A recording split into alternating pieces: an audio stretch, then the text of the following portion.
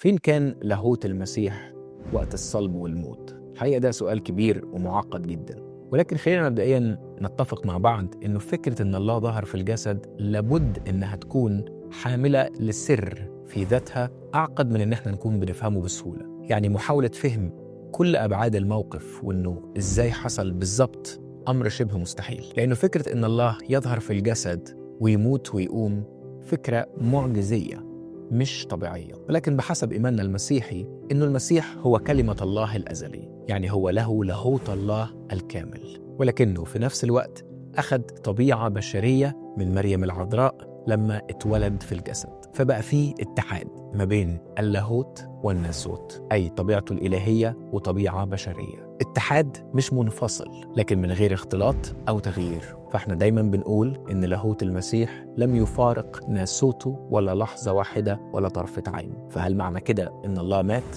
أكيد لا.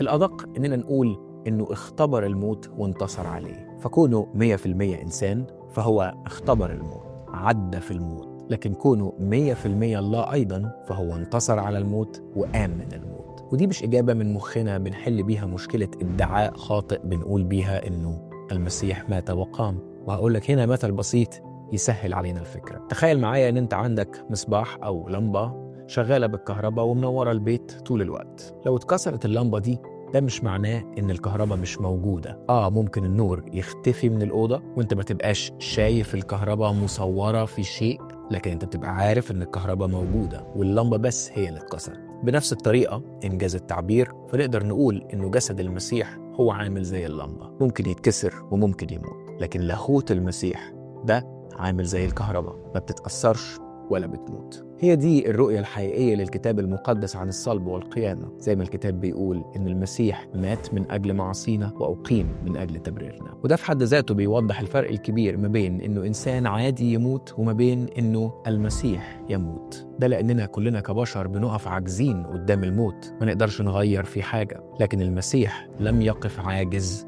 قصاد الموت. الموت ما انتصرش عليه زي ما ممكن ينتصر على أي بشري عادي. فبحسب إيماننا المسيحي المسيح جاز في الموت، يعني عدى فيه، وعدى فيه بشكل فعلي مش مسرحية، لكنه عبر في الموت. الموت ما انتصرش عليه لأن لاهوته المحيي لا يمكن أنه يمسك من الموت. أي بمعنى آخر أنه لاهوت المسيح لاهوت محيي مليان حياة، بيعطي حياة، مصدر حياة، وده يخليه أقوى من الموت، وأنه يستطيع أنه يغلب الموت ويعطي حياة. فأيا كان لاهوت المسيح كان فين لما المسيح صلب ومات؟ الإجابة الأكيدة أنه 100% كان حي، ومش بس حي لكن محيي كمان. والدليل على كده هو القيامة من الأموات.